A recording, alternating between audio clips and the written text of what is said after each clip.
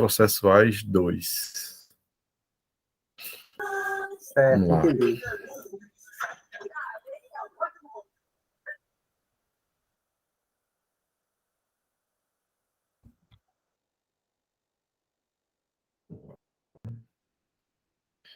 Esse tema que a gente está trabalhando, ele é o que mais cai no processo civil. E talvez a partir de hoje é o que o oficial de justiça mais faz. Tem muita coisa aqui que é conosco. Então, aqui é a vivência prática da gente. Então, a gente vai ver aqui os atos, as comunicações, né? Comunicação dos atos processuais. Que é justamente a existência dos mandados, né?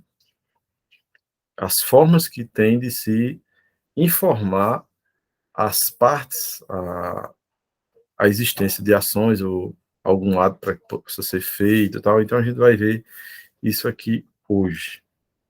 Ele começa a partir do artigo 236,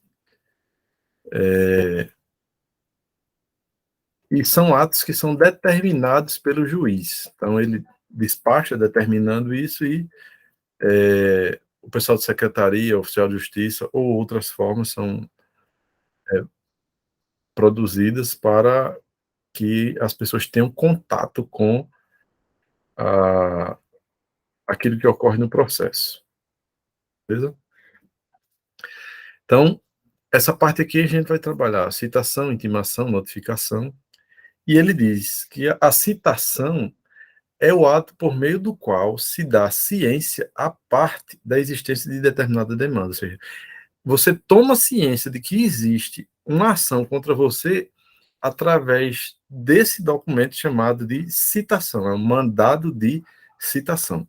Aqueles que forem trabalhar no judiciário vão fazer muito isso aqui, fazer mandado, produzir mandado para ser enviado por carta, para ser enviado por oficial de justiça, enviar pelo WhatsApp, por e-mail, né?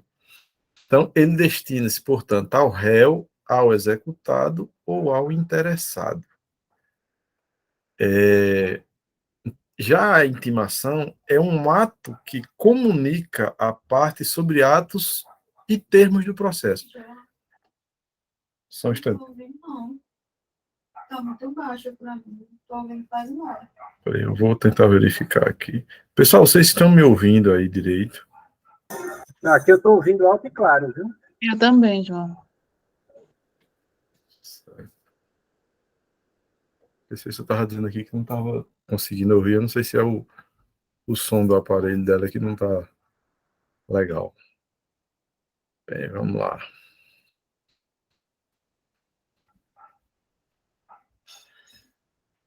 Deixa eu ver aqui. Opa. Tem que voltar aqui onde eu estava.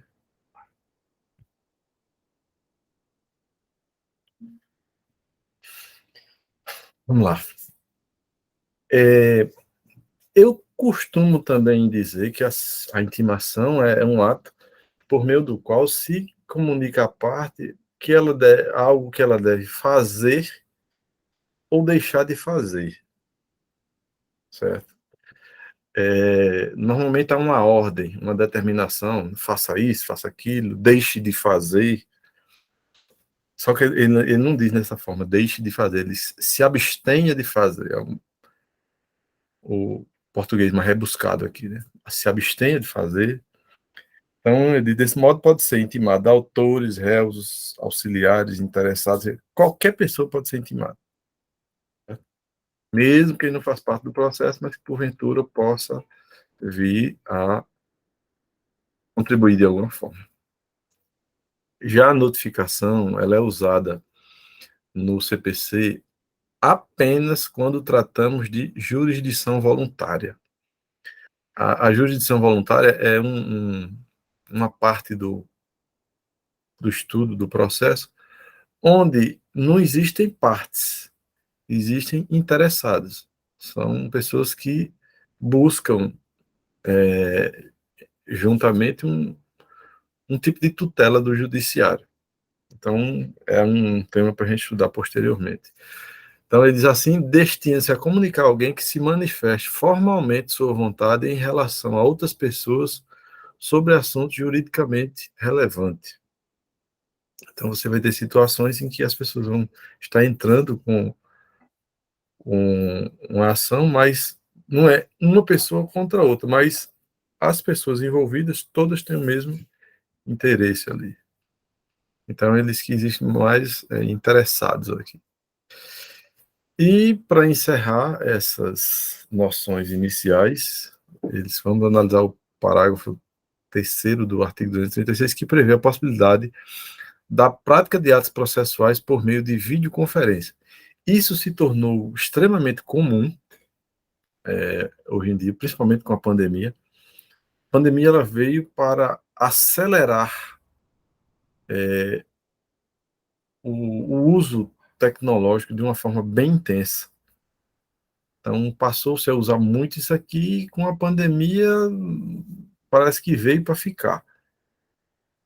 Hoje há uma briga grande no judiciário para que se retornem ao máximo as audiências presenciais, mas, na verdade, virou um meio que é muito interessante, menos dispendioso para partes advogadas, às vezes, estar na audiência, ainda que não esteja de forma presencial lá na sala, no fórum, mas de onde quer que esteja, ela poderá desenvolver uma, o, o seu direito ali, trabalhar aquela questão e ser resolvido, sem necessidade de estarem frente a frente, tete a tete, como dizem. Então, trata-se de um recurso tecnológico que permite a transmissão de sons e imagens em tempo real de pessoas que estão distantes das unidades judiciárias. Aí diz que, embora não se dispense a expedição de cartas, a utilização da videoconferência poderá permitir, por exemplo, ao magistrado com competência sobre a causa, presidir atos processuais relevantes, como ouvir testemunhas, efetuar acariações, além de menos custoso, e nesse sentido constitui ato de economia processual, e economia processual é algo que o judiciário busca o máximo. Permite que o juiz, que é o destinatário da prova, né, as provas são produzidas para o juiz, ele que vai analisar. Então, é produzido para o juiz para que ele tenha contato direto com os atos processuais a serem praticados. Há situações em que o ato muitas vezes era praticado pelo próprio juiz, até fora do fórum, mas esse caso aqui ele se tornou emblemático e provavelmente vai se tornar regra, certo? Então vamos aqui começar pela citação. O que seria a citação? Aí aqui já aprofundando um pouco o que foi dito acima. Ela é destinada a quem ocupa o polo passivo da demanda, ou seja, é algo que vai contra o réu. É uma comunicação que vai para o réu, para que ele tome conhecimento de que existe uma ação contra ele e para que ele possa também exercer o contraditório e ampla defesa. Contraditório e ampla defesa é usar todos os meios possíveis dentro da lei para que a pessoa possa defender a sua posição dentro da ação e contestar, fazer provas, levantar todo e qualquer tipo de questão que possa defender a sua posição na demanda, a sua tese, certo? É necessário que a parte seja corretamente integrada ao processo. E esse integrar ao processo é justamente que o mandado chegue a ele e ele seja citado de forma válida, porque quando ele é citado, ele passa a integrar o processo, que a integração ele se dá quando se junta autor, réu e juiz. Essa triangulação ela se dá quando ocorre a chamada citação, certo? Então, ele vai ser integrado ao processo para que possa comparecer à audiência e, neste ato, decidir pela autocomposição. Normalmente é feita uma primeira audiência, uma audiência de conciliação, com o intuito de chegar a uma autocomposição, ou seja, as partes chegarem a um consenso. Essa é a intenção. Normalmente pode não acontecer, normal, mas se chega-se a uma autocomposição, né, um acordo ali nessa audiência, já se deixaria de fazer muita coisa. Perdão, pessoal. Então, ele pode decidir pela autocomposição, pelo reconhecimento jurídico do pedido, é quando a parte ela entende que o outro lado está correto, ainda que em parte, ou pode também entender que ele pode decidir pela necessidade de apresentação de defesa. É quando alguma coisa que é dito contra ele, ele discorda, aí ele tem que rebater ponto por ponto. Rebater ponto por ponto é cada ponto que está na ação, que tem algo contra ele. Se ele não apresentar contestação, é como se ele concordasse. Então, ele tem que atacar ponto a ponto. Aquele que ele não ataca é como se ele entendesse que ele dissesse, né, que ele concordou com aquilo. A doutrina, ela diz que existe duas finalidades para a citação. Uma delas seria convocar o réu para comparecer em juízo, e a outra da ciência do teor da demanda contra ele proposta. Então, é fazer com que ele venha a juízo, e aí vai apresentar a sua versão dos fatos. E também o outro ponto é dar conhecimento a ele do que existe contra ele. Aí, somente se a parte for efetivamente comunicada da existência de determinada ação, é que ela poderá agir. Ela poderá agir corretamente no processo. Se não ocorre citação, não existe ação ainda. Viu? A citação ela constitui um pressuposto de validade. Ou seja, o processo só é válido se tiver havido a, a, a citação conforme a lei, certo? Até podemos ter um processo sem citação. Nesse caso, ele será existente, mas não será válido. Então, assim, a citação não é um pressuposto da existência, mas é um pressuposto de validade, certo? A citação, ela será sempre obrigatória? Nem sempre. No capítulo 239, traz duas situações nas quais não será necessário citar o demandado. Nesses casos, o processo termina antes mesmo de ocorrer o desenvolvimento do procedimento. Diz lá, recebida a petição inicial, se o magistrado entender que é o caso de indeferimento da petição, por falta de observação dos requisitos necessários, ou se entender que é caso de indeferimento do liminar do pedido, poderá extinguir o processo, no primeiro caso, sem resolução de mérito, e no segundo, com resolução de mérito, sem mesmo citar a parte contrária. Entendeu o que é isso aí? Quando ele diz que o magistrado entende que é caso de indeferimento da petição, é que ele não vai aceitar aquela ação. Ele indefere a petição quando ele entende que aquilo ali não é possível seguir adiante. Porque existem requisitos que têm que ser preenchidos.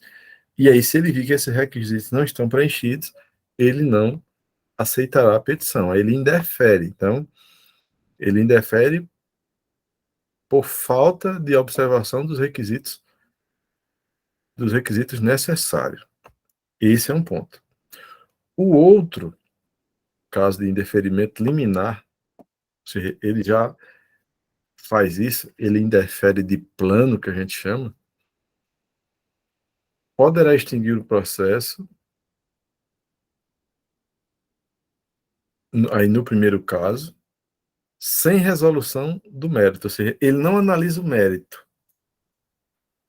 Quando diz que analisa o mérito, é porque ele não entra na questão que está sendo debatida. Apenas ele vai indeferir por uma questão técnica. Algum requisito do processo não foi aceito. A regra do jogo não foi seguida. Já o indeferimento liminar, ele resolve, ele é indeferido com resolução do mérito. Porque aquele tipo de ação, ele já foi julgado em outras ações e o juiz já tem uma posição sobre aquilo. E aí ele vai já de cara, ele indefere, porque aquele tipo de ação ali, ele já tem uma definição sobre aquilo e já indefere liminarmente o pedido, sem mesmo citar a parte contrária. Desse modo, de todo modo, ele diz, dessa extinção, com ou sem mérito, a parte poderá interpor apelação. Até porque há uma sentença. Se há sentença, o recurso cabível é a apelação.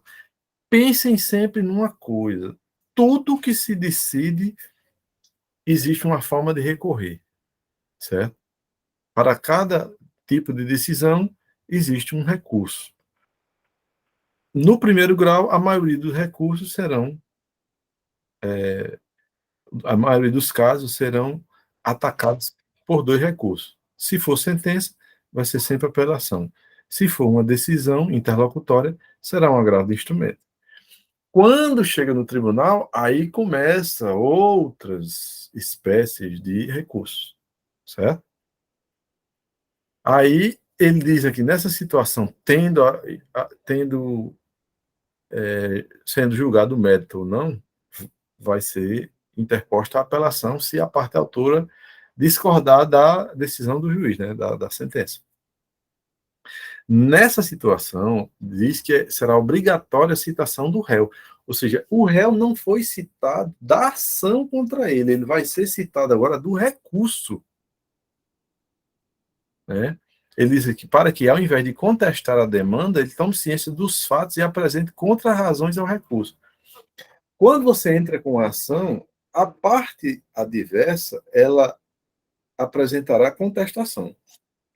Quando você entra com um recurso, o que ele apresenta para rebater o recurso chama-se de contra-razões. Certo? Então, isso é básico, viu, pessoal?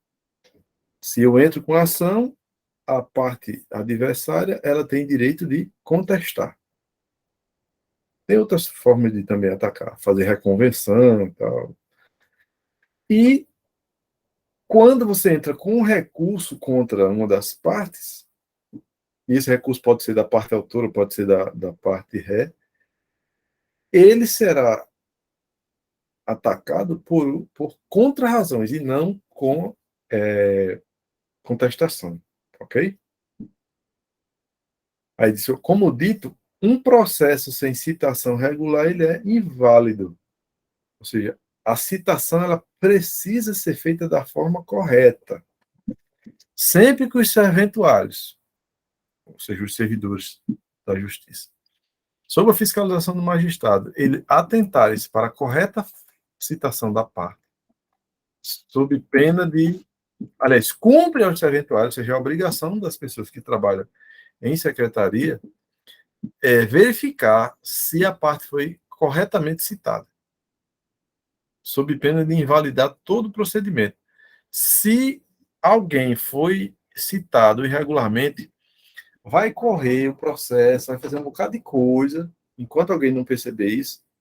Aí, quando perceber, tudo aquilo que foi praticado depois da citação não será aceito, porque a citação não foi válida. tem que começar tudo de novo, certo?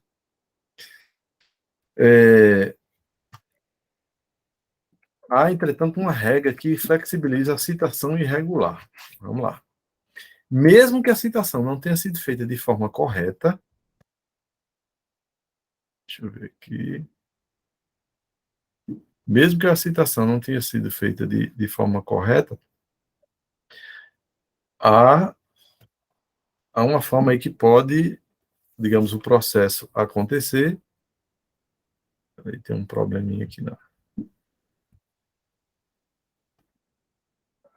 tela, pessoal.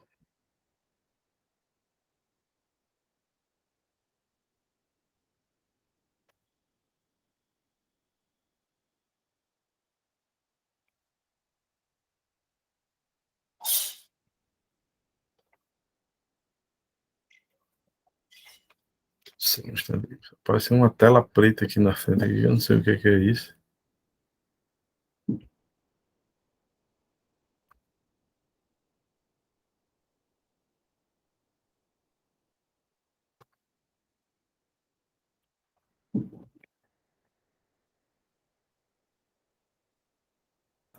Aí tá querendo sair, não, é na tela?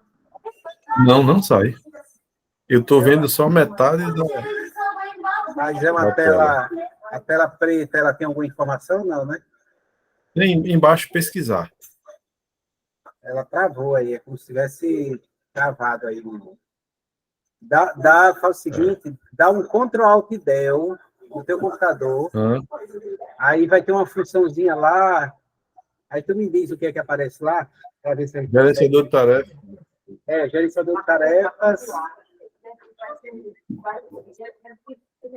E me diz o que é que aparece aí no gerenciador de tarefa, porque ele vai, no gerenciador de tarefa, tem uma função aí, uma aba, que ele vai aparecer o que está aberto.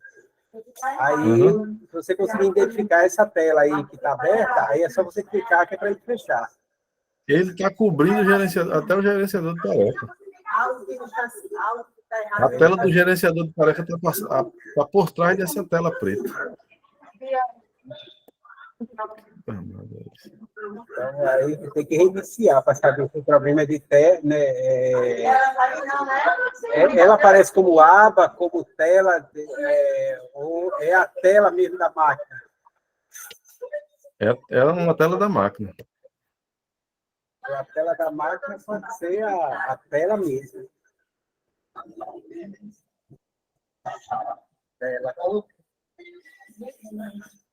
Eu joguei aqui, eu estou tentando fechar. Ela agora que apareceu na.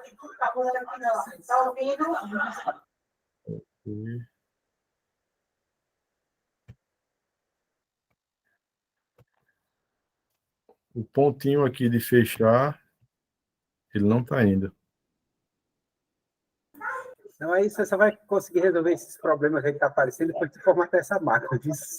Isso aí é os bichinhos que estão andando aí, aí fica mexendo na Toda parte do hora sistema. aparece um negócio aqui, bem na hora da aula. Eu trabalho dia e noite, ontem passei um tempão trabalhando e não aparece nada, só aparece na hora da aula. Então os bichinhos só acordam nesse momento. Rapaz.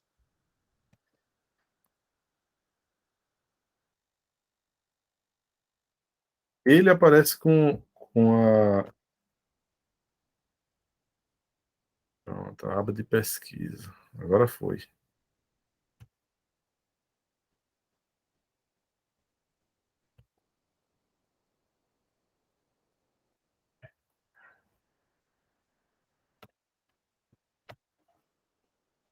Vamos para a guia. Guia não.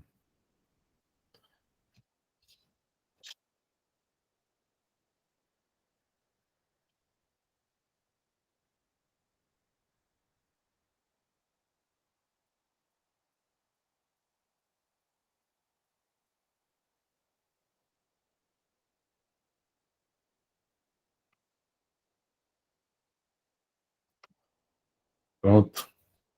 Deu certo.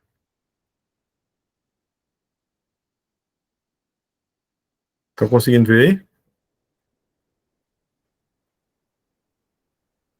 Sim, sim, João, está aparecendo aqui. Pronto, vamos lá.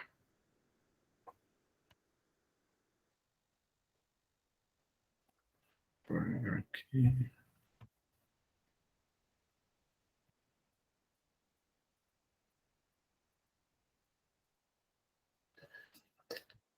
Vamos lá. Quando é que uma citação que ela é feita de forma irregular, ela pode ser, digamos, validada ou convalidada?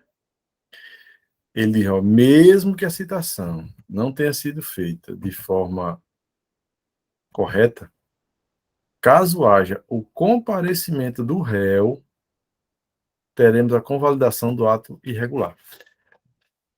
Para que serve a citação? É que para que o réu venha ao processo, para que ele apresente a contestação. Se a citação foi feita de modo irregular, uma forma de sanar é se o réu cumprir o seu papel. Se ele fizer isso, tranquilo. Eu lembro que o primeiro mandato que eu cumpri, acho que eu já contei aqui em uma outra aula, o primeiro mandato que eu cumpri, ele foi irregular. Acho que não lembro se era citação, se era intimação. Eu fui com a polícia lá em Serrinha para a gente intimar um cara.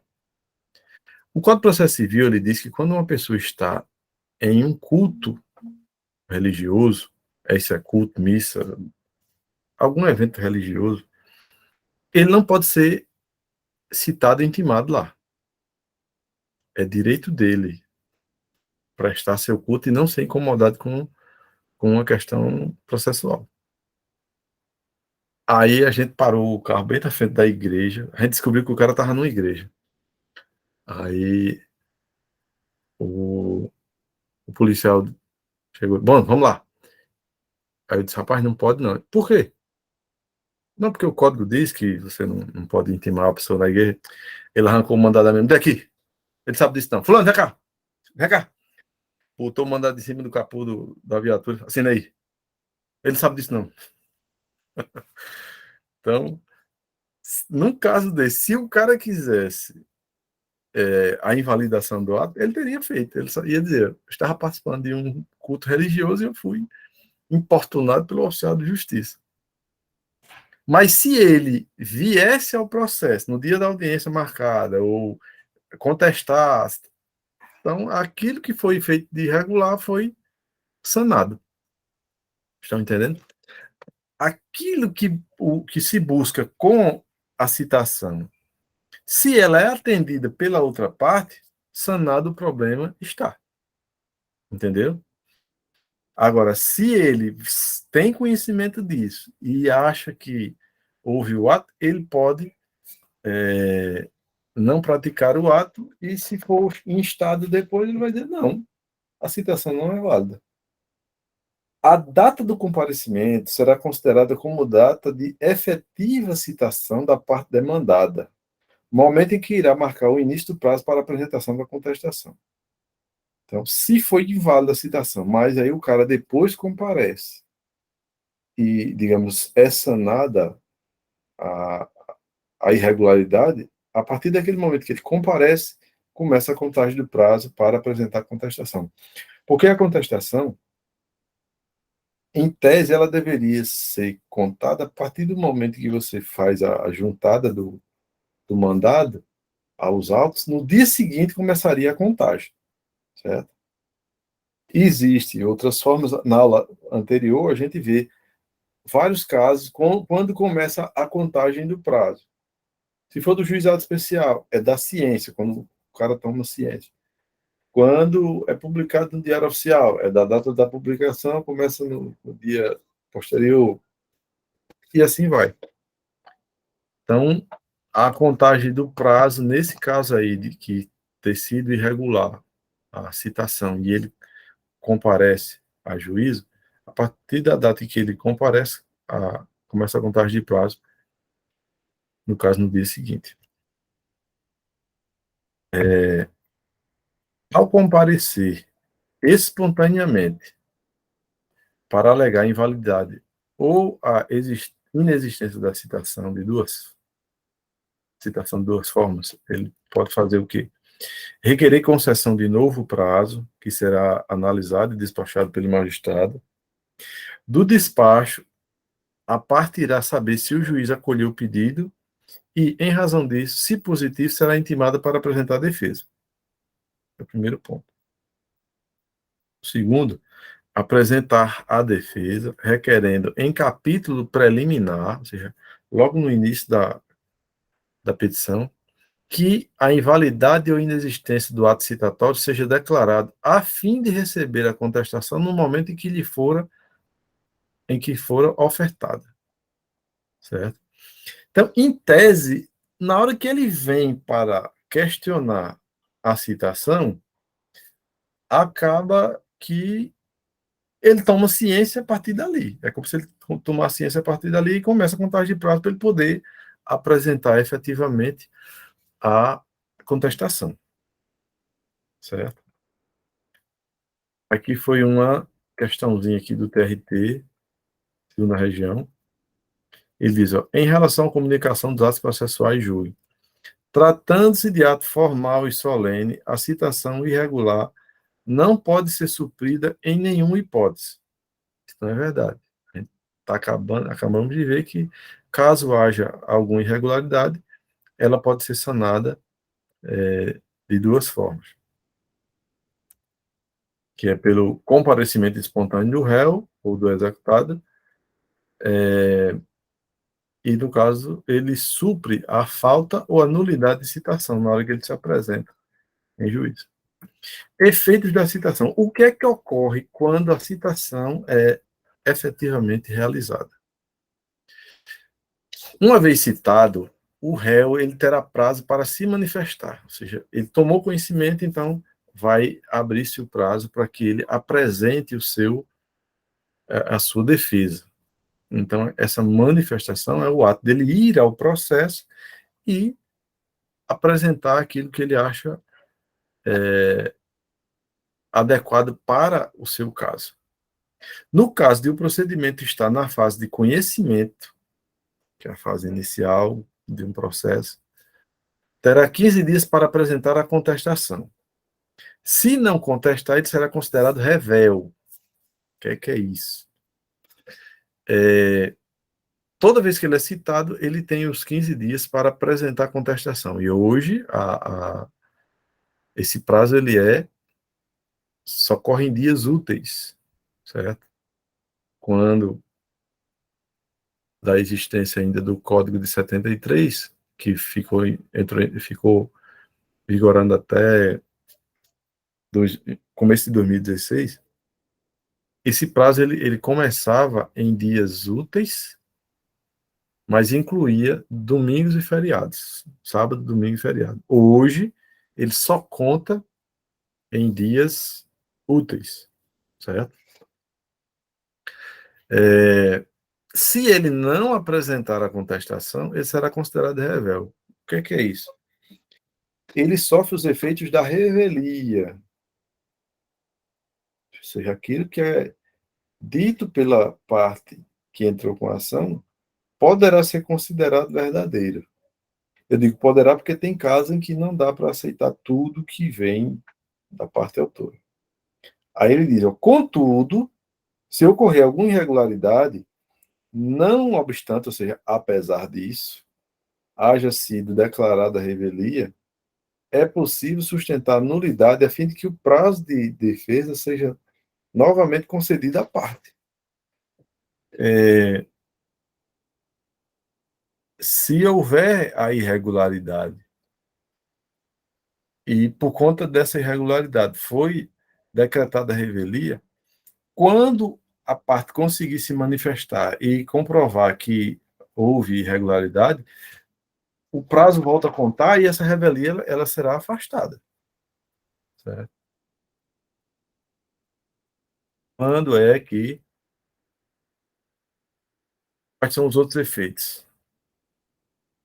Se válida a citação, o artigo 240 do CPC prevê 3 efeitos.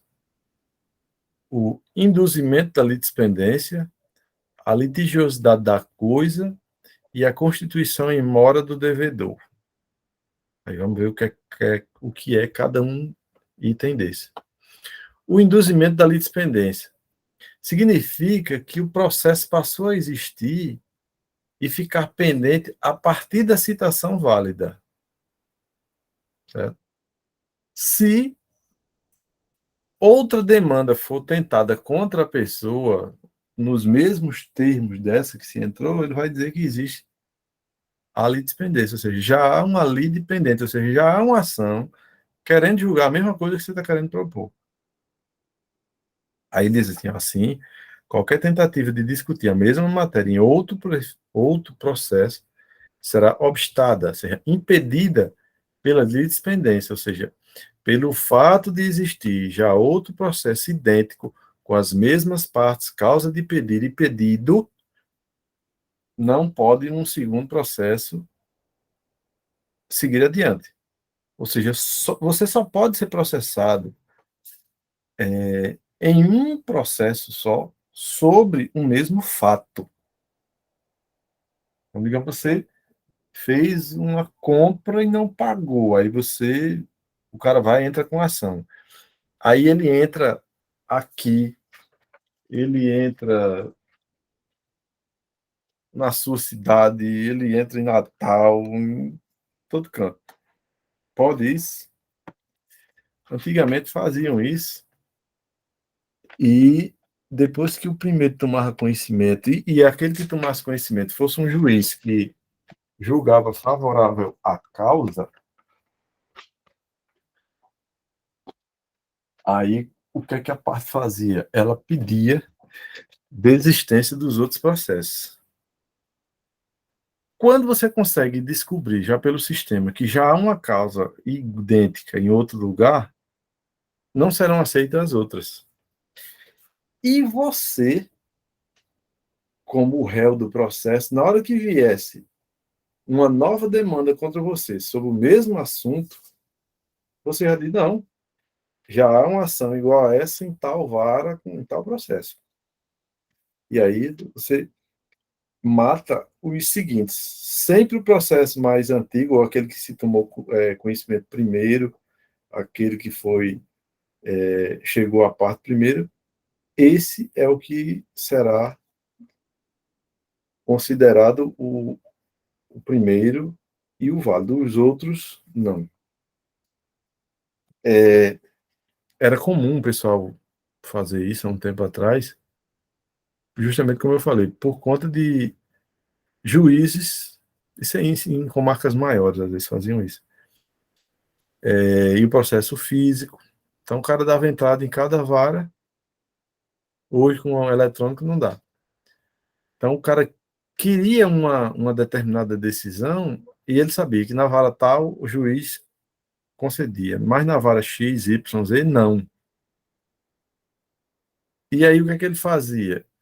Ele, às vezes, entrava com vários processos, aí eram distribuídos, aí ele esperava que aquele juiz que era favorável ao tinha um entendimento favorável a ele, aí ele esperava que ele tomasse conhecimento, quando tomava, ele pedia desistência dos outros.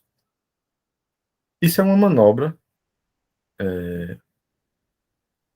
uma chicana processual, é injusto, e aí passou-se a considerar pelos sistemas, ficou mais fácil a gente identificar, e considera-se, então, a questão da litispendência como sendo algo que não permite o mesmo tipo de processo com as mesmas partes, a mesma causa de pedir. A causa de pedir é o que deu origem ao problema. E o pedido? O pedido é o que você quer a partir do que aconteceu. Então, quando você tem as mesmas partes, causa de pedir e pedido, você tem um processo idêntico, aí haveria litispendência. Por existir litispendência, ou uma litispendente, aí não pode haver outro processo. Seguindo. Oi. No caso, seria se com as mesmas partes, né? Porque, por exemplo, uma E, pessoa ela pode fazer várias assim, dívidas em vários estados e serem, tipo assim, as mesmas dívidas, mas ser com pessoas diferentes.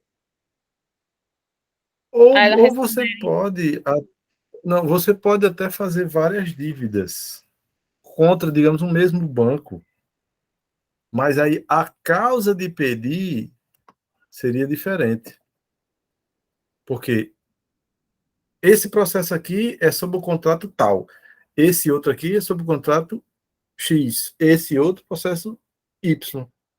Então não é a mesma causa de pedir, tá entendi, entendendo? entendi. Quando a causa de pedir é a mesma, vou dar um outro exemplo, se fosse cheque, eu não posso cobrar o mesmo cheque em 3 ações diferentes, só posso cobrar uma vez. No caso que você deu, e é interessante, digamos que eu fiz vários empréstimos a um determinado banco, e ele pode entrar com uma ação em relação a cada contrato.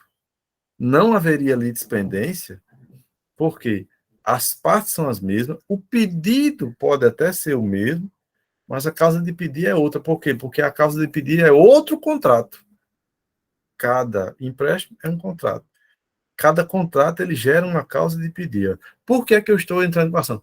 Porque o contrato 123, letra Z, é o contrato. Aí você honrou.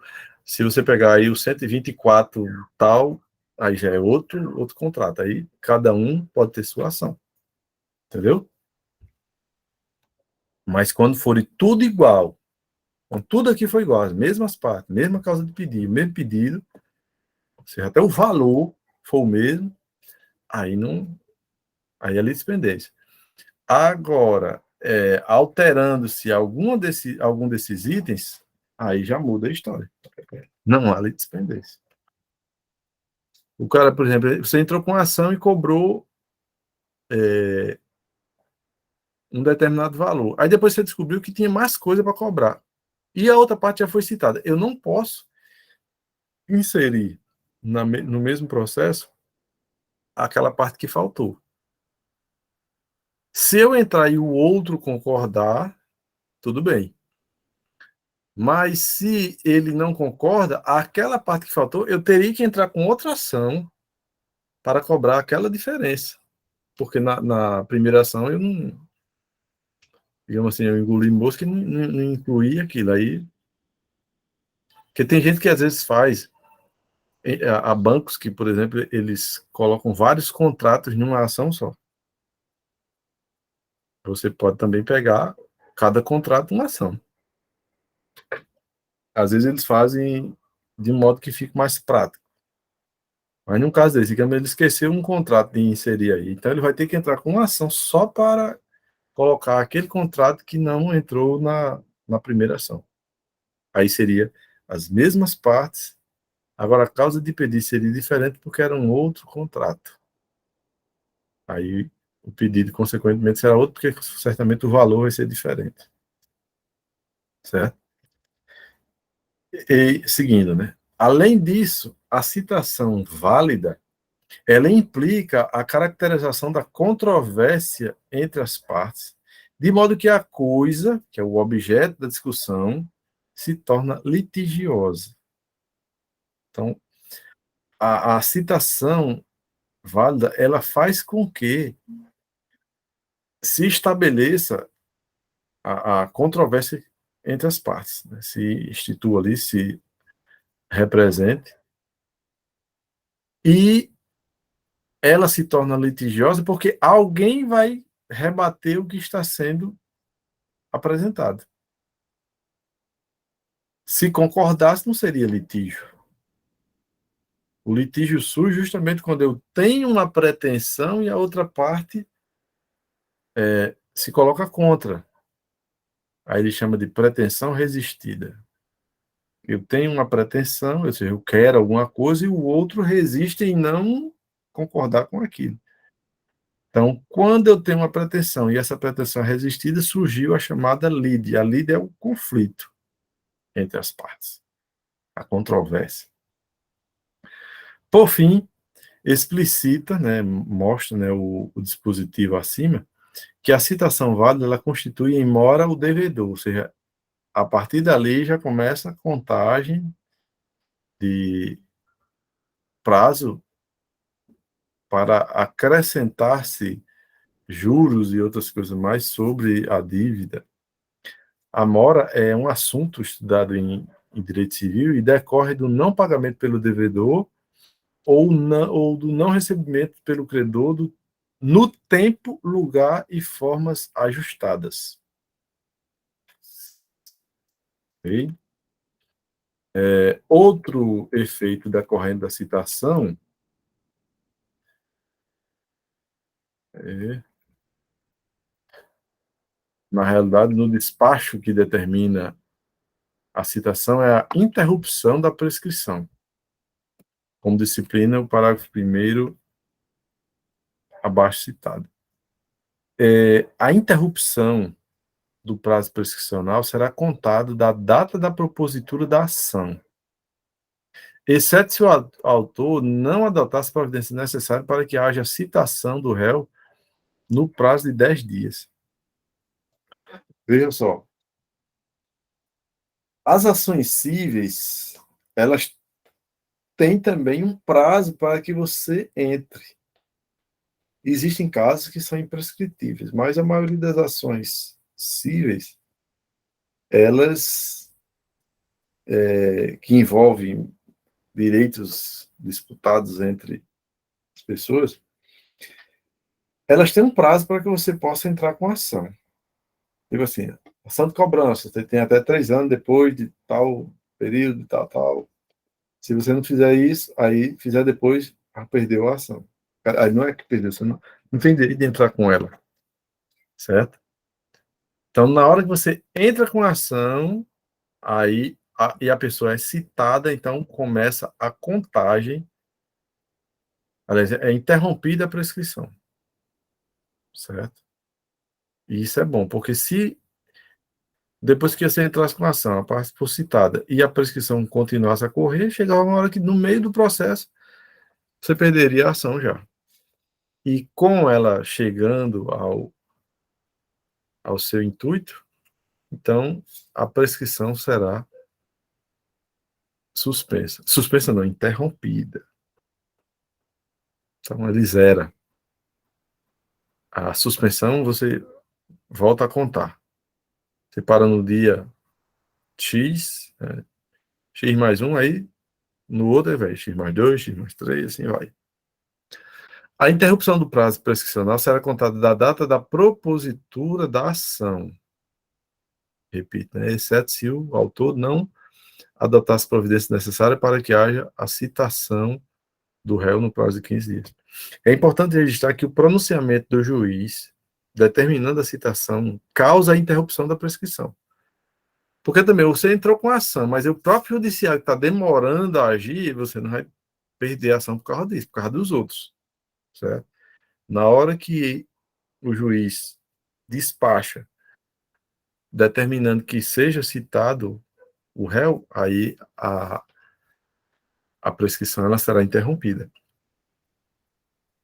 Assim, não será propriamente a citação que irá interromper a prescrição, mas o ato é que a determina. Contudo, a data que será considerada é a data da propositura da ação, mas quem interrompe é a prescrição. Além disso, o CPC estabelece expressamente que a citação válida obsta, né, impede a decadência, impedindo que ela se consume. Que na decadência também você perde o seu direito de entrar com a ação. Foi cobrado aqui no TJ do Pará, diz a respeito da citação, julgue. O despacho que ordena a citação suspende a prescrição. Na verdade, o despacho que ordena a citação interrompe a prescrição. Olha a pegadinha aqui. Ó. Sempre que existir prescrição e decadência, as palavras que vão aparecer serão essas: interrupção, suspensão. Aí, ele quer. É um teste para você saber se você está entendendo o que é isso. Um volta a contar, o outro zera. Certo? Suspensão, ele para e continua depois a contagem. Se parou no dia 8, no oitavo dia, aí interrompeu, quando voltar a contar, aí vai oitavo, nono, décimo e segue. Em relação à interrupção, ele para a contagem, quando voltar a contagem, a conta do zero. Aí vai zero, um, dois. Vai seguindo. Então ele diz aqui, ó, o despacho que ordena a citação interrompe a prescrição, mesmo que o juiz, que proferido por juiz incompetente, conforme disciplina o parágrafo 1º do artigo 240. O juiz incompetente aí, pessoal, é aquele juiz que não tem a competência para aquele tipo de ação. Pode ser que a vara que ele trabalha, ele julgue determinado tipo de causa, e não aquela que ele recebeu. Ele despachou e depois é que vieram identificar que a vara dele, a comarca dele, não poderia julgar aquele tipo de ação. Aí vai passar para outro. Mas só o fato dele ter despachado pela citação já interrompeu a prescrição. Porque quando você entra, você às vezes não é obrigado a saber o código de. Aliás, a lei de organização judiciária para saber quem é competente e quem não é. Isso aí, o tribunal tem que cuidar disso. Ele deve direcionar para o lugar certo.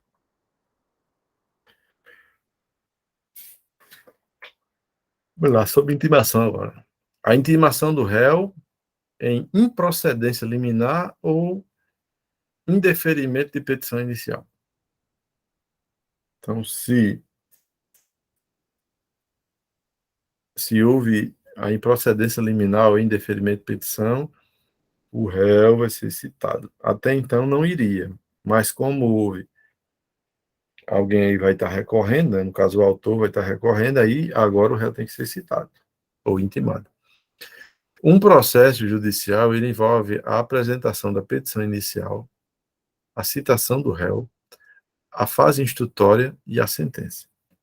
Há, entretanto, a possibilidade de chegarmos à fase de sentença sem a citação do réu. Ele disse que nós já falamos, inclusive, dessas situações. Quando o juiz ele indefere liminarmente o pedido do autor, ou quando ele indefere a petição inicial, nós temos uma sentença que põe fim à fase de conhecimento, que é normalmente a primeira fase do processo. Falamos, inclusive, que se houver recurso, a parte ré será citada para apresentar contra-razões, a gente falou isso há pouco. Contudo, se não houver recurso, o réu nem vai ficar sabendo que houve processo, certo? Justamente com o intuito de evitar o não conhecimento do processo, haverá intimação da parte ré. Isso mesmo, ele será intimado, não para integrar a lide, porque a citação, senão isso aí ia ser citação e não é o que aconteceu. Ela nem chegou a acontecer. Mas ele vai tomar conhecimento para que aliás, para que ele tome conhecimento dos atos que existem no processo, e aí ele vai poder rebater também aquele que está sendo apresentado contra ele. Aí vamos aqui às formas de citação. Só um instante.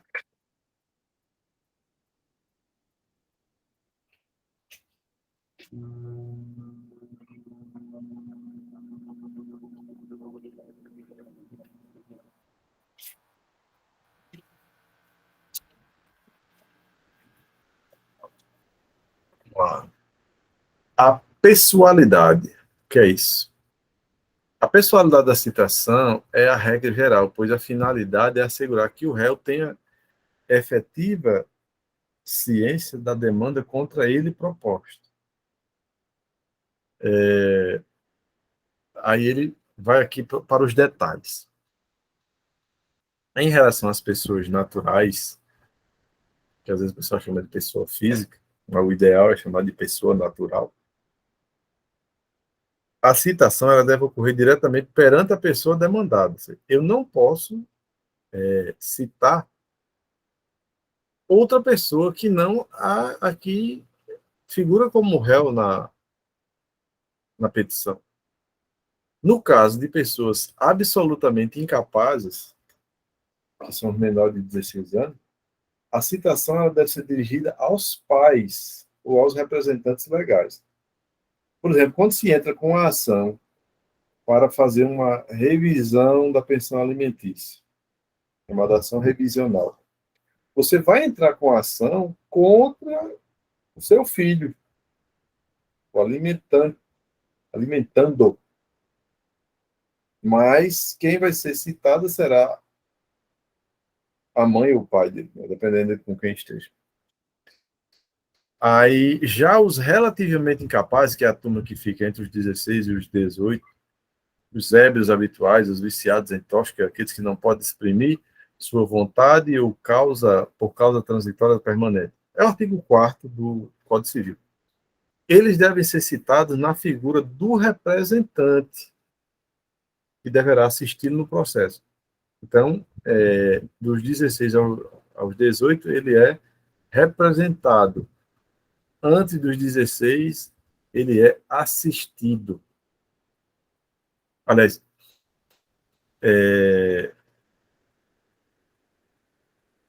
antes dos 16, ele é representado. Dos 16 aos 18, ele é assistido. Em relação às pessoas jurídicas, né, aí eu tenho uma ação contra uma empresa. Contra quem é que vai assinar? Quem vai poder receber a citação? Então, em relação às pessoas jurídicas, a citação é dirigida aos seus representantes, ou aqueles que têm o poder de administração ou de gerência geral da empresa, conforme os atos constitutivos. Ou seja, vai depender de como está lá no contrato social da empresa quem a representa na vida em sociedade. Contudo, como muitas vezes a parte autora não tem acesso com segurança aos nomes das pessoas que realmente estão habilitadas para receber as citações, no caso das pessoas jurídicas, termina havendo uma flexibilização para isso. Essa flexibilização deu lugar à denominada teoria da aparência, por intermédio da qual considera-se válido a citação feita a funcionário da empresa. Imagine uma empresa aí que ela tem vários sócios e tem loja em tudo que é estado. Não teria sentido você só conseguir intimar a empresa se intimasse o sócio. Aí você chega numa unidade, por exemplo, aqui no Rio Grande do Norte, de uma empresa que é lá de Minas Gerais, você não pode exigir, a justiça não pode exigir que você tem que intimar o dono. Não, você vai lá. O gerente, algum chefe lá de algum setor, vai poder receber. Às vezes ele está até autorizado já. Quem é que daquela empresa recebe as comunicações judiciais? Está definido. Aí existem também aqui algumas regras específicas para caso de pessoas que não são encontradas. Citando o ausente. Citando é a pessoa a ser citada, certo? Então, você vai atrás de uma pessoa, você vai atrás de uma pessoa, e ela está ausente.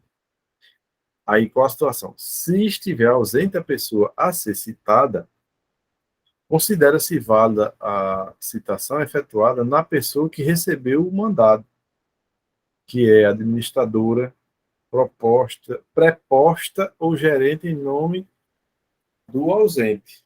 Então, isso ainda falando em relação à empresa, né? Então, não estando ali o representante legal, o administrador pode receber, preposto, ou até o gerente. Mais fácil é gerente em empresa, loja. Pegou na mão dele, vai dar certo.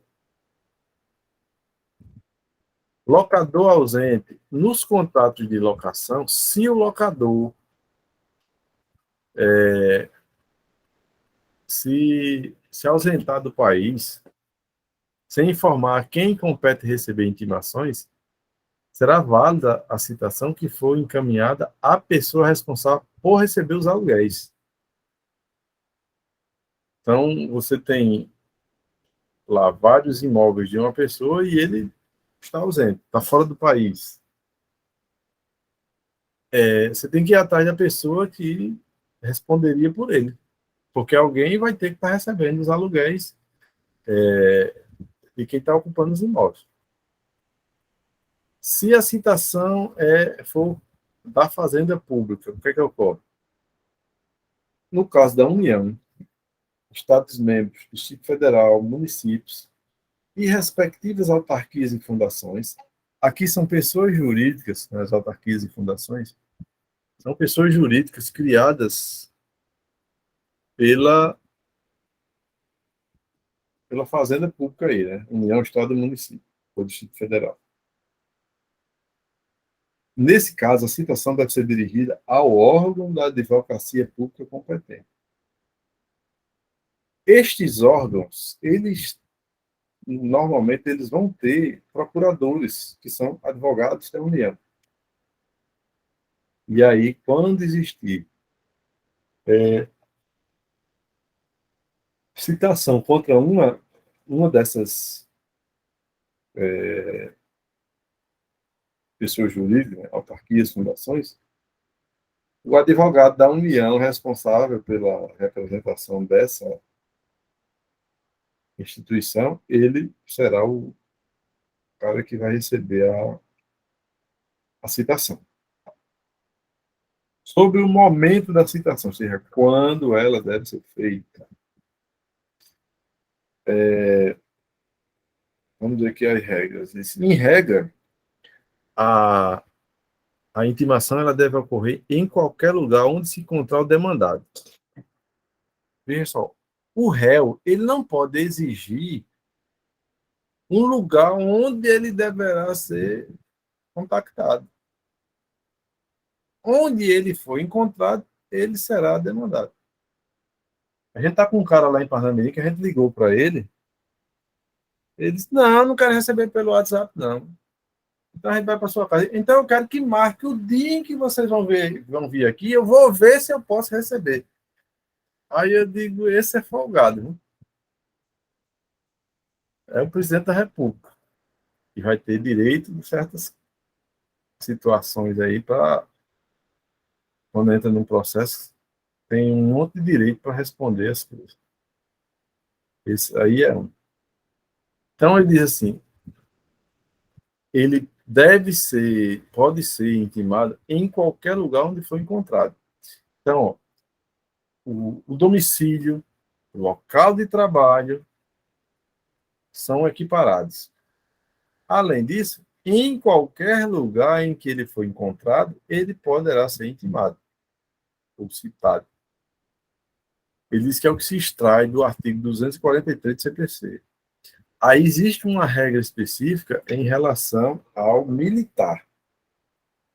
Ele diz: o militar somente deverá ser citado no local de trabalho, perante a unidade em que estiver.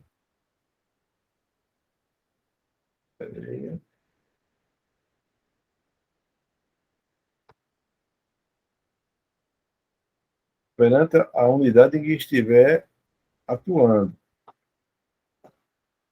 Caso não seja conhecida a sua residência,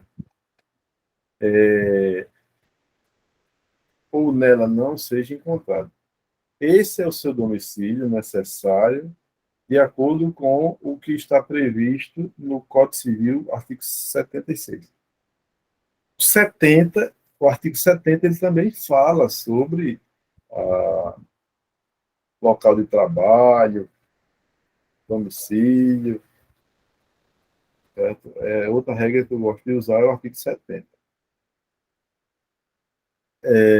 Na sequência, diz que existem algumas exceções à regra. Ele diz aqui, ó, o 244 disciplina algumas situações que restringem a regra geral de citação em qualquer lugar.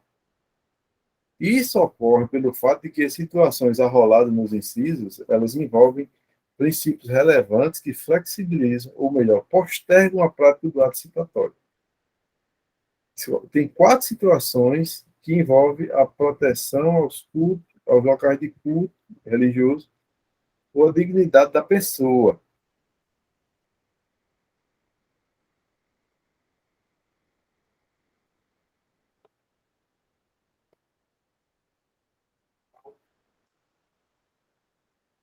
Diz, antes de mais nada, entenda que a citação é possível.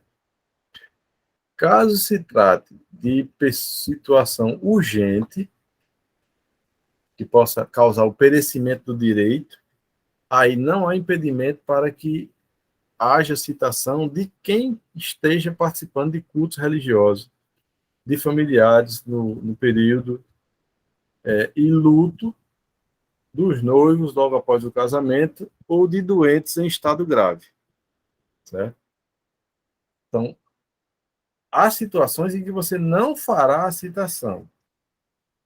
E aí ele diz que haverá situações em que, mesmo nesses casos, tem que ser feita a citação, que é quando houver o risco de perecimento do direito. Por exemplo, quando está perto da prescrição, então pode correr aí. Vamos lá. Assim, ó, em regra, olha a sequência aí. Em regra, a citação é sempre possível onde ele foi encontrado, né? Onde foi encontrado citando. Nas hipóteses excepcionais do artigo 244, não se faz a citação. Na excepcional hipótese de que a citação é necessária para evitar o perecimento do direito, admite-se a citação mesmo nas hipóteses do artigo 244.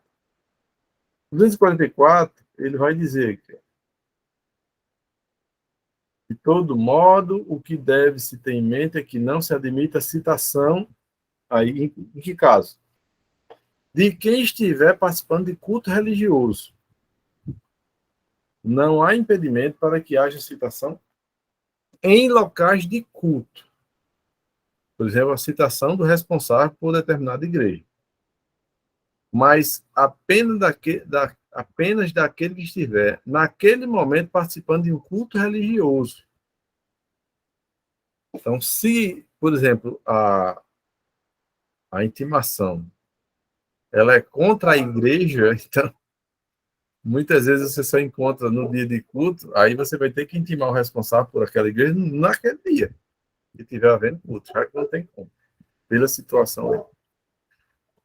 Também, você não irá intimar quem estiver de luto, ou no chamado período de nojo. Olha que nome esquisito. O período de nojo é o chamado período de luto.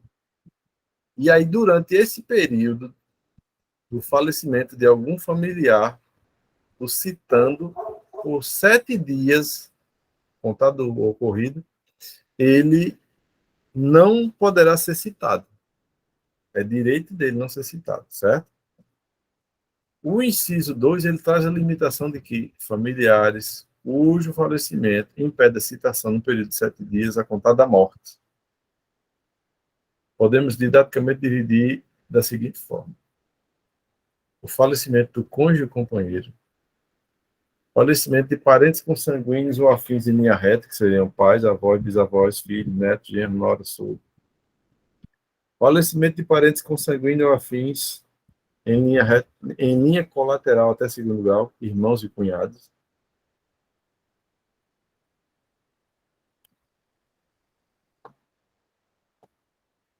É importante frisar que a limitação do segundo grau se aplica apenas ao parentesco em linha colateral.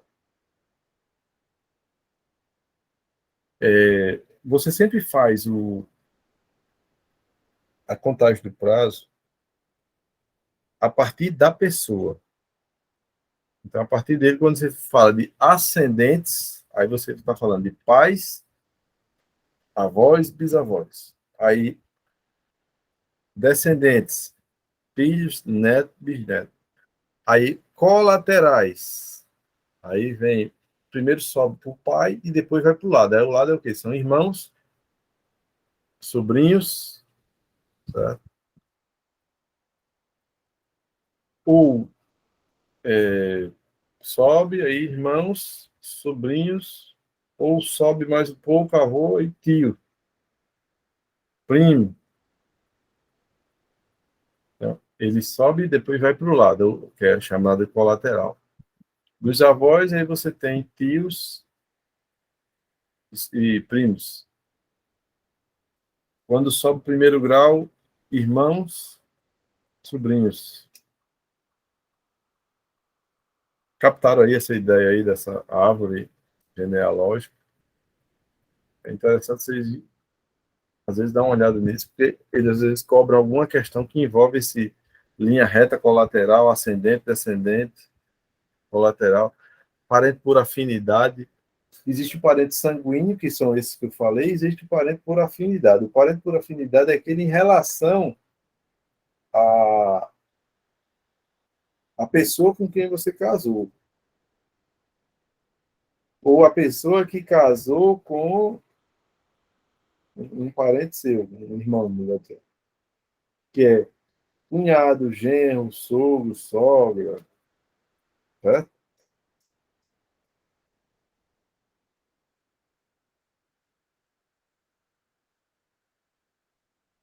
O inciso 2 ele traz a limitação de que familiares cujo falecimento impede a citação de 7 dias a contar da morte, aí ele coloca aqui quais são os...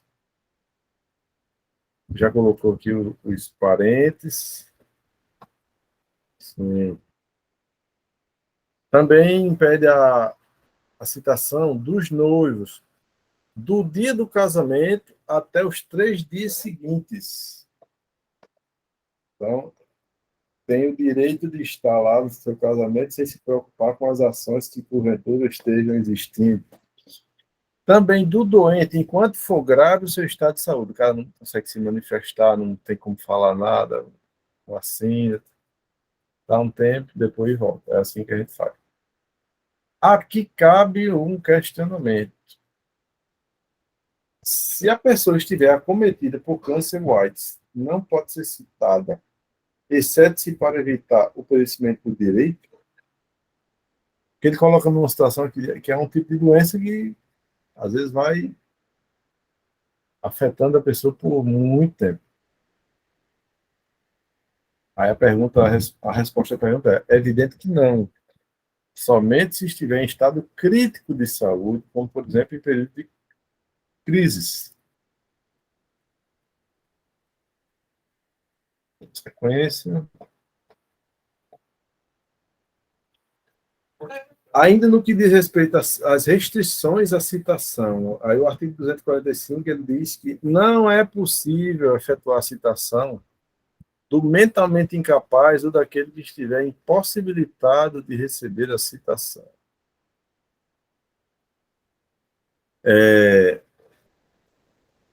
Nesse caso aqui, o oficial de justiça ele tem que dar uma olhada na situação daquela pessoa que aparenta ter algum problema mental e ela não é capaz de entender aquilo que está acontecendo. Né? E existe o caso que a pessoa está doente, mas naquela ocasião ele não pode receber, mas em outros se vai ficar melhor sim. Aí ele diz aqui, ó, ao se dirigir ao endereço indicado na petição, se o oficial identificar alguma dessas situações, ele vai certificar minuciosamente o fato e devolver o mandado do juiz, que vai nomear um médico para examinar a capacidade de quem se quer citar. Então, se o oficial diz que a pessoa não consegue entender o que falam por essa razão, aí o médico, o juiz, ele pode suspender ali aquelas diligências e mandar fazer outras para constatar a saúde física ou mental da pessoa ser citada, certo?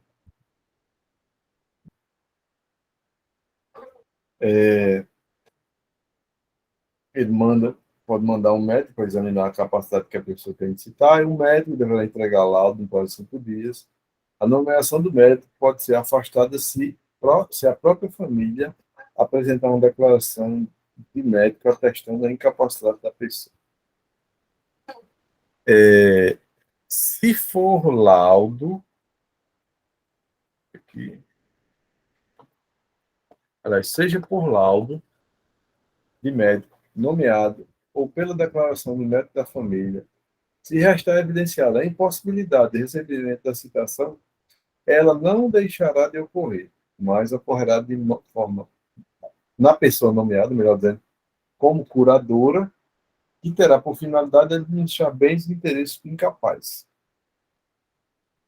Então, assim, se a pessoa ela não pode responder por si e tenha sido nomeado curador, e o curador tem poder na procuração para receber citações e intimações, aí essa pessoa é que vai ficar recebendo as comunicações judiciais dessa outra que não pode responder por ela. As formas de citação.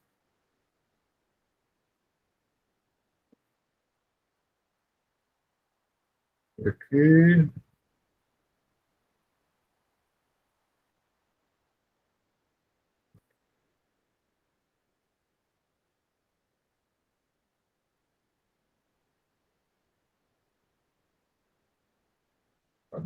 Aqui. Forma de citação.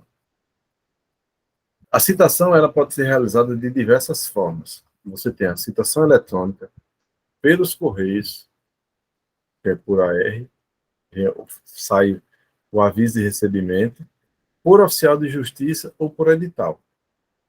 Então, o fato é que ela tem que acontecer, mesmo que seja de forma ficta, que é pelo oficial, por hora certa ou por edital. Essa forma ficta, que ele chama por hora certa, é o seguinte. A ficta porque ele não foi ele próprio intimado, mas uma outra pessoa. Ele foi intimado através de outra pessoa. É por isso que diz que a forma é ficta. A gente intima por hora certa, ou cita por hora certa, quando percebe que o réu ele tenta se esquivar para não receber o mandado. Toda vez que você vai na casa, tem uma desculpa. Aí você começa a marcar e já diz para a pessoa: eu vou vir aqui tal dia, tal hora, e você avisa para ele. Se eu vier 2 vezes e ele não estiver, vou citar você, o porteiro, qualquer pessoa aqui, vizinhança, parente, certo? Por edital é quando não se sabe em que local está, e ele vai fazer uma publicação no Diário Oficial por um determinado período de tempo, até que aquela pessoa volte e ele depois vai no cartório, comunica lá a situação.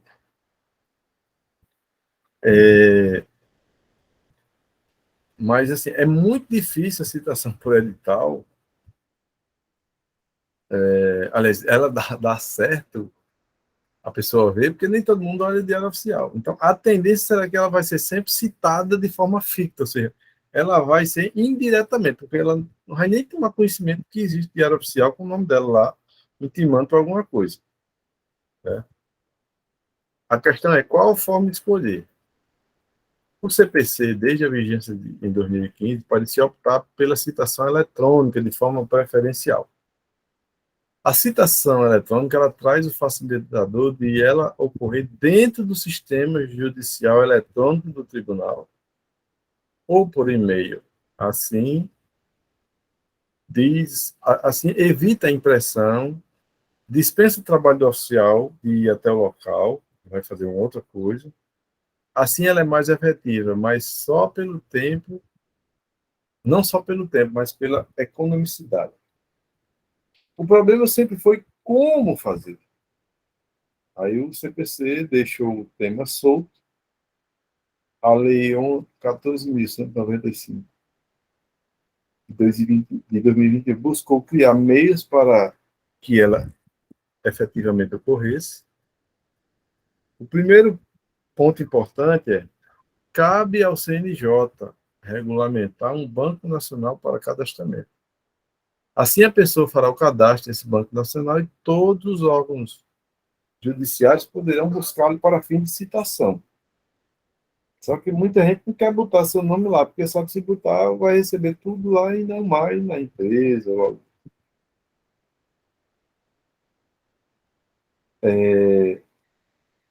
Logo que houver a propositura da ação, o órgão judiciário terá 45 dias para promover a citação do réu, devendo, a partir da admissibilidade do juízo, com determinação para a citação, disparar a comunidade via portal ou membro do ou e-mail, perdão, no prazo de 2 dias úteis.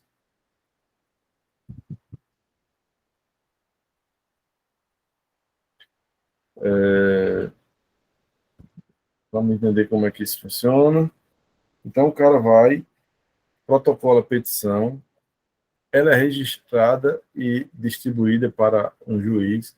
O juiz faz a análise, depois ele despacha para a citação, é feita a citação, e aí vai atrás do camarada para fazer essa citação.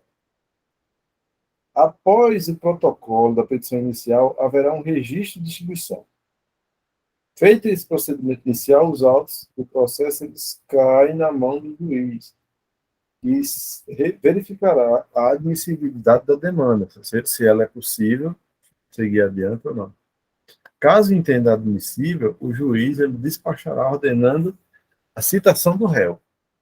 Então, às vezes é esse despacho aí que já interrompe a prescrição. Assim que os autores chegarem, assim que os autos, melhor, chegarem na secretaria, os servidores farão disparo da citação no prazo de 2 dias úteis. E o prazo de 45 dias? É o prazo entre o protocolo da petição inicial e a citação do réu. Gente, isso aqui é utopia. Porque na prática, o prazo não é assim, não. Às vezes a gente tem demandas tão grandes que a gente não cumpre esse prazo aí, não tem condições. É muito serviço para pouca gente.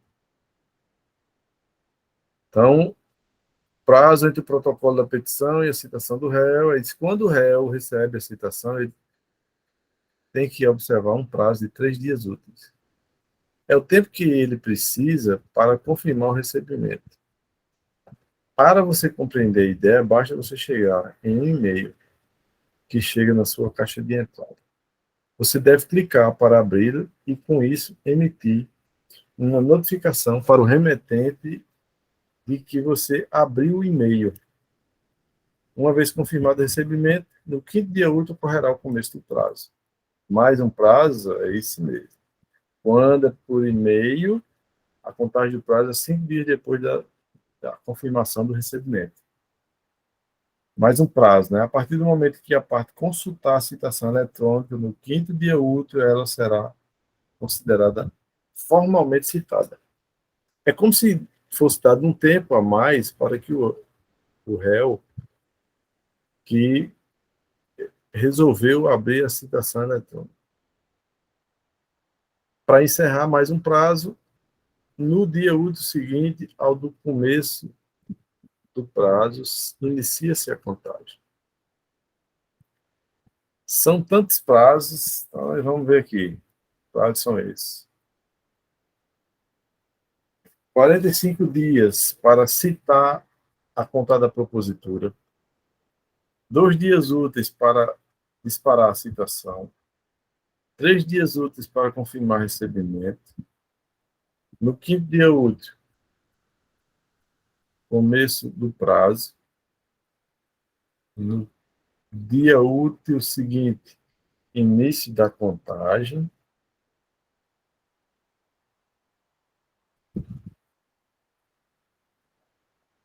Então, aqui são algumas regrinhas, alguns prazos, vocês ficarem atentos.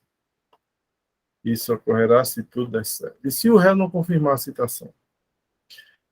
O artigo 77, inciso 7º do Código de Processo Civil, ele estabelece que é dever das partes informar e manter o cadastro atualizado. Assim, caso receba citação eletrônica e não a consulte, o Código determina que ela seja citada pelos demais instrumentos disponíveis: Correios, Oficial de Justiça e Edital. A diferença é que, quando ela receber, ela comparecer nos autos, deverá apresentar uma justa causa para não ter confirmado o recebimento da citação eletrônica. Se o juiz aceitar, tudo bem. Caso o juiz não aceite, considere a atitude da parte como um ato atentatório à dignidade da pessoa. Aliás, atentado à dignidade da justiça. E irá impor multa de até 25%, calculado sobre o valor da causa a parte reta. Naturalmente, você pode perguntar, então, até mesmo eu, que estou me preparando para concurso público, devo procurar me cadastrar nesse sistema do CNJ? Se eu receber essa citação e não consultar, posso ser multado? Calma. A exigência de cadastro se dá à pessoa jurídica, de direito público, direito privado. Não se aplica, portanto, às pessoas naturais. É evidentemente que, se a pessoa natural estiver cadastrada, deverá mantê-lo atualizado e será por lá citado. Além disso, nem todas as empresas privadas mantêm cadastro. Aliás, além disso, nem todas as empresas privadas devem manter o cadastro. O CPC só impõe a obrigatoriedade das pequenas e microempresas, que é a PPI, que é a empresa de pequeno porte e microempresa, que não estiverem cadastradas no REDSIM, o cadastro para fazer esse tipo de recebimento. REDSIM é um tema irrelevante para você em processo civil. Nada mais é do que um conjunto de sistemas que desburocratiza a abertura de empresas. Entre as suas funções,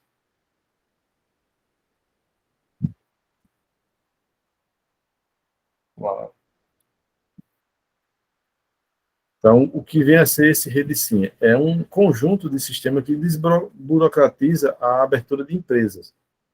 Entre as suas funções está também manter um cadastro de informações de empresa, incluindo contato de e-mail para comunicações eletrônicas. Esse cadastro será compartilhado com a Base Nacional do CNJ, que é o Conselho Nacional de Justiça, e será utilizado para citação, ou seja, quem está cadastrado lá pode ser citado por lá mesmo. Logo, a empresa de pequeno porte, a microempresa que estiver no REDSIM, não será obrigada a se cadastrar. Aí sim, síntese do que vimos. Ciência da existência do processo via portal e-mail. Pessoas jurídicas de direito público e direito privado devem manter cadastro. Inclui apenas EPP e microempresas não inclusas no REDSIM.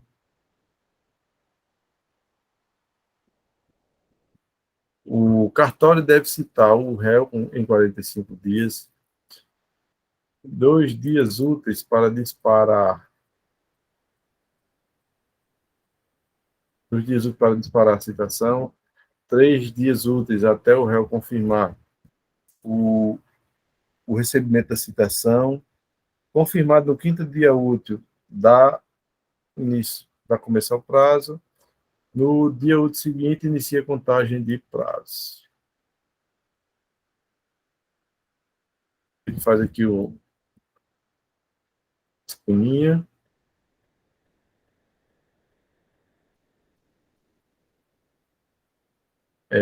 Aqui é o prazo para fazer os atos que foram citados aí. Ele faz um resumozinho aqui nesse esquema. Deixa eu ver aqui.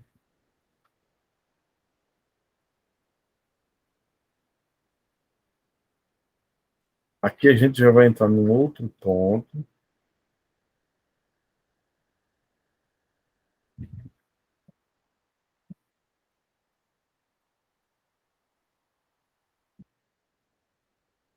Esse ponto aqui ele é mais longo.